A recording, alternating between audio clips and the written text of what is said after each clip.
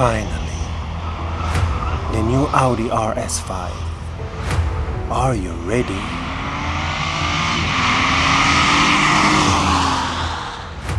I have been waiting for this moment for several months now, to take the brand new 2027 Audi RS5 for a proper first drive.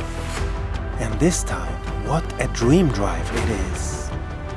I will take this highly anticipated new RS model from Audi up one of the world's most known driving roads, the Grossglockner Alpine road in the Austrian Alps. And I will finally answer the question many have been wondering. Has this first ever hybrid Audi RS lost the ability to dance in the curves after gaining almost half a ton? Or does it have a secret weapon up its sleeve? I'm gonna take you with me so we can find out.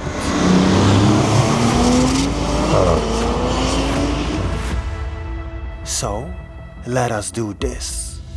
Welcome to Auditography. I have been a photo and videographer for the brand for over 20 years.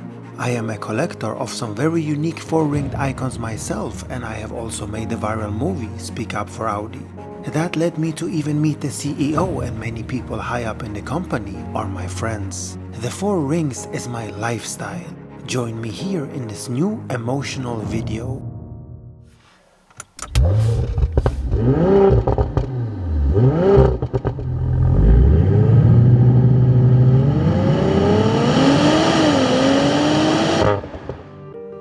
Before we start, I have to say a few words about the location in this video.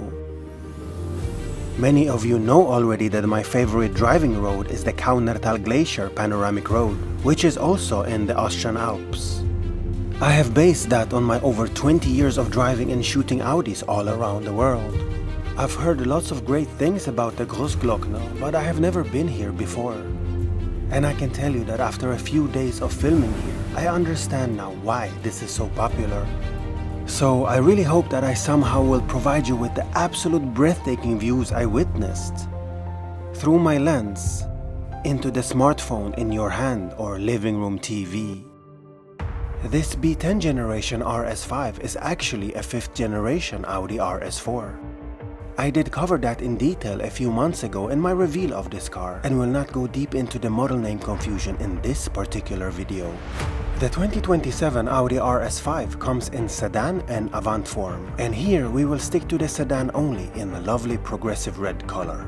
I will make a completely separate one about the Avant. The RS5 is powered by a 2.9-liter twin-turbo V6 that delivers 510 horsepower, which works together with a 130 kilowatt electric motor. The combined power output is 639 horses and 825 Newton-meters of torque. It's connected to a hybridized 8-speed automatic gearbox. And as previously said, it makes that the first hybrid Audi RS model ever. It accelerates to 100 km per hour in 3.5 seconds, which is still respectable considering that with its 2.3 tons, it weighs 500 kilos more than its predecessor. The top speed is set to 285 km per hour. And since it's a hybrid, it can travel on electric mode only up to 84 kilometers, using its 25.9 kilowatt-hour battery before the twin-turbo V6 kicks in.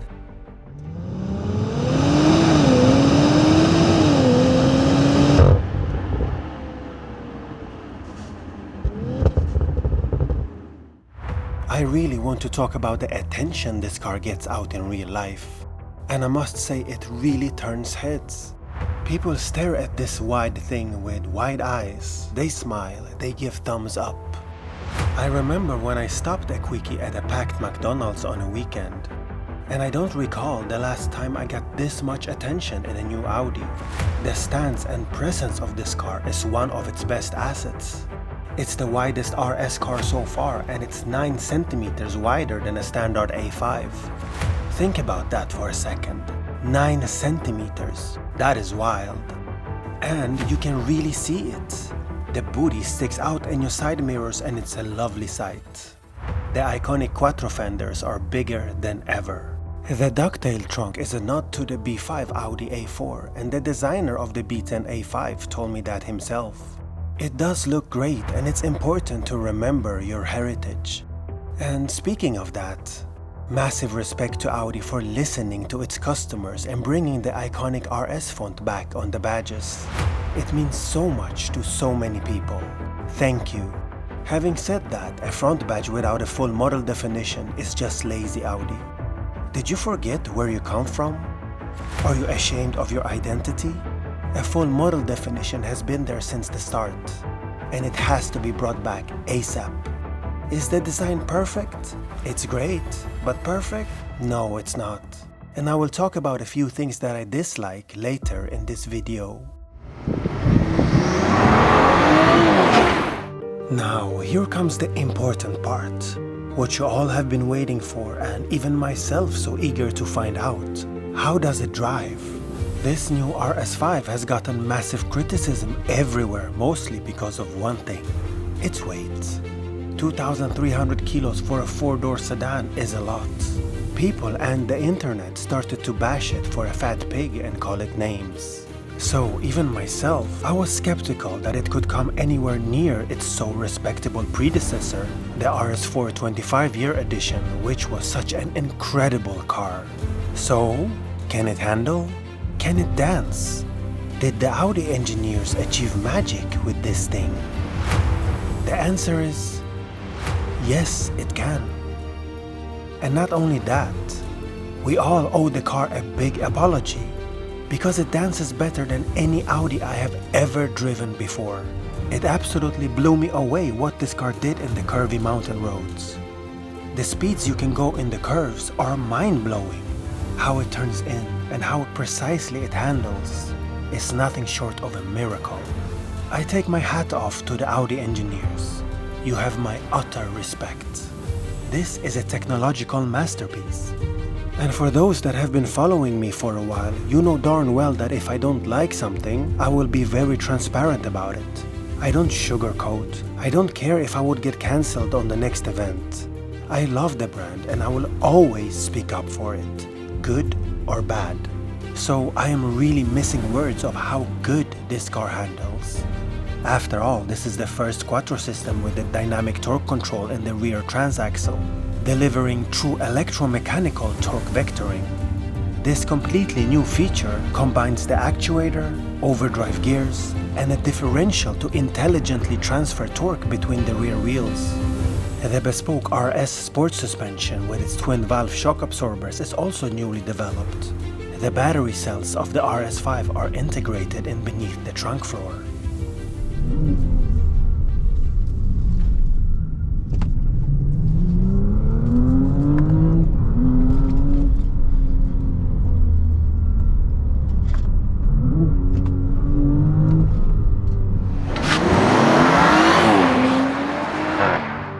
I was also lucky enough to do a few laps on a closed circuit and sit next to a professional Audi driver when he demolished every curve on that track.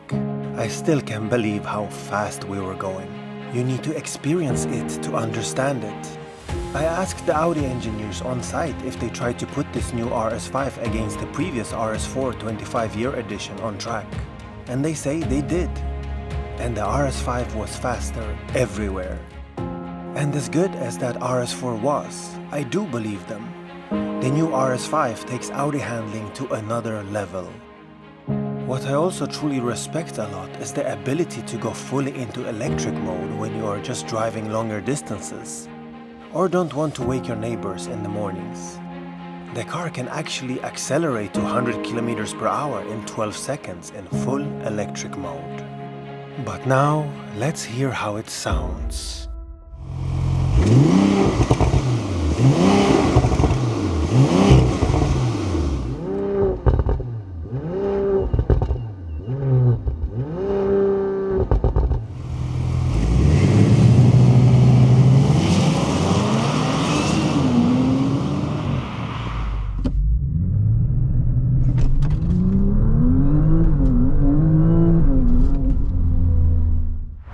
Sound-wise, the RS5 doesn't raise any hairs and doesn't either create goosebumps. It sounds good, but nothing special really. That was expected though because of the hybrid powertrain and also new emission regulations. It sounds nowhere near as good as its predecessor, especially the competition version.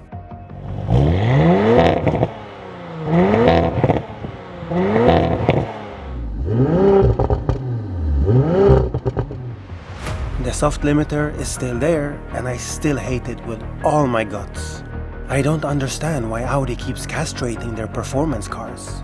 In the RS5 competition, they raised it to 5,000 RPM, and now we're back to 4,000 and it sounds like it chokes. It needs to stop. And don't tell me it's regulations, cause their closest competitors don't have that. I miss the burbles or any pops on downshifts or letting go of the throttle.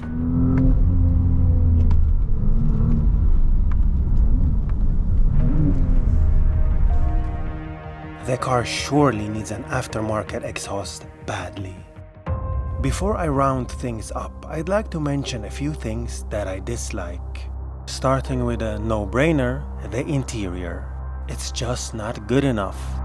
The base, so criticized A5 interior is still what this car has to be built on. The horrendous steering wheel straight from Temu is still there. The piano black all over the place is still there. All the screens are also there. Physical climate control buttons are still nowhere to be seen. And so is the little nibbler of a gear shifter that kills so much of the overall driving feel. But we know that Audi is doing their best to improve those things. They have listened, and we can already see in the recently revealed Q9 interior that good changes are coming. The virtual cockpit is something that I really need to dive in on a bit more here. It's just not good enough. Yes, this updated version of the disastrous initial A5B10 instrument cluster is better, but it's still very bad. The lack of configuration in it is just mind-blowing. You can't, for example, have a proper setup where you have the tachometer gauge on the left and the speedometer on the right. That's something we Audi drivers have had for 50 years, and now it was just removed because somebody got brain freeze. Bring it back immediately, Audi. It can't be that hard to program a proper virtual cockpit. You were the best at it before, so just dig back in your history. This is just not good enough, and I stopped counting of how many times I cursed this instrument cluster. A small thing that I need to add to that. There is a passenger screen that shows RS in its sleeping mode. Where is the Quattro badge? It's been there on every Quattro Audi for 50 years. Audi are so proud that this RS5 uses a traditional Quattro powertrain that is better than ever. So where is the goddamn badge? How hard is it to program the additional screen to show that? Again, lack of knowledge of identity of the person that designed this interior. The gearbox. I surely wasn't alone out of all the media and test drives in this event that had a thing or two to say about the gearbox calibration. It was really disappointing. In manual mode, the downshift sometimes took forever and the car jerked suddenly a few times, and when you missed a gear, it couldn't understand which gear you wanted to be in.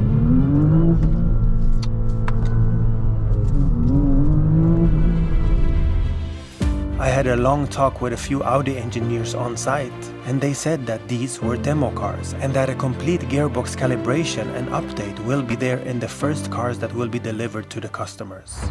No option for classic optics. As I recently said in my short film, Black Optics, a trend that ruined Audi's identity, I have to say a few words about this again. Yes, the new forged carbon fiber option is absolutely gorgeous. The black one though hides its identity. I noticed that so many people want the classic brushed aluminum optics back, and the fact that you can't order the new RS5 with that is just embarrassing. Give the customer an option. So how do I feel after this first test drive of the heavily anticipated Audi RS5? Well, I am massively impressed of how it drives and handles. But I am also at the same time still very critical to the overall interior and some small details of the exterior design that shows lack of identity. But I am hopeful that those things will be fixed in a near facelift of the car. So if you want the coolest Audi on the road today, this is your pick. It will blow you away with its performance and handling, but also irritate the heck out of you with its interior and lack of the so many small details that matter for the average Audi customer. I will say this though, Audi is showing that they are listening. They are now led by people that truly love the four rings and are so passionate about the brand. That means everything. We have to continue to speak up and raise our voices about the changes that still need to be made. But also, we have to praise them when they deliver. And here, in this 2027 Audi RS5, they really did deliver. Do I want one? Especially to show that I stand by and support the brand? You bet I do. And so should you.